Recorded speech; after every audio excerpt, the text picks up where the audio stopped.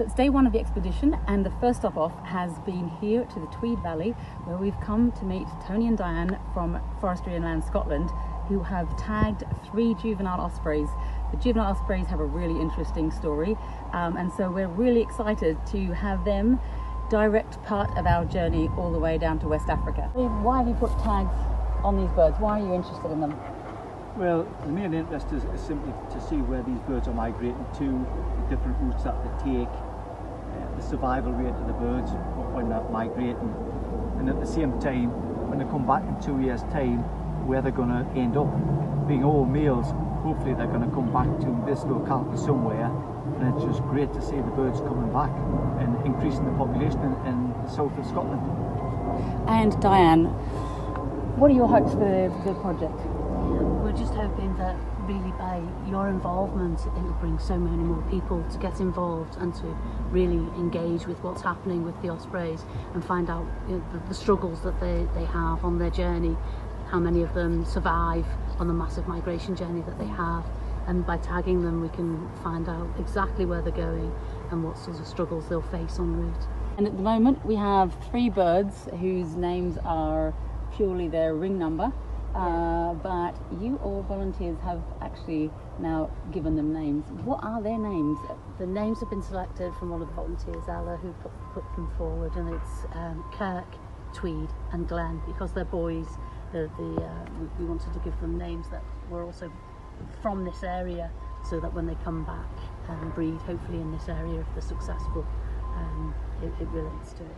It's a strong link to the project area, the names that were being given. Okay, and Tony, as a last thing, what, thinking from an osprey of his point of view, what are the main threats they face that you're worried about on the journey that we'll hopefully investigate further? Not only the problems in this country, it's when they get to other countries, what problems they face, whether it's a lack of fishing experience of the birds for their survival, whether it's things like electricity pylons, etc. And you have had birds lost to pylons before, haven't you? Yeah, we've had them electrocuted when they've arced with their wings, etc.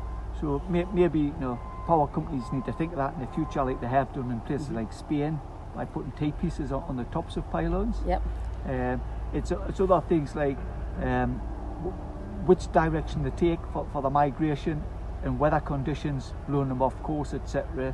Whether they're going straight across the deserts down to West Africa or staying on the coastline. Hunters in places like southern France and Spain, Portugal, etc. Shooting ad hoc whatever comes across them. So there's a lot of problems to look at, and by identifying the problems, hopefully we can put pressure on governments and environmental bodies to try and do something about it. Thank you. Yes, and again, thank you very much for having 3 ospreys that can help to guide us on our journey, and also, see what we can investigate. Fingers crossed to come back with not only some powerful stories, but also some powerful allies from amongst all those people you mentioned, from governments, but even from the hunting communities and others. And so that's it. In fact, am I going to remember those names? Can you mention it again, Diane? Tweed, Kirk and Glenn. Tweed, Kirk and Glenn. You're going to be hearing a lot more from them for the next 4 months.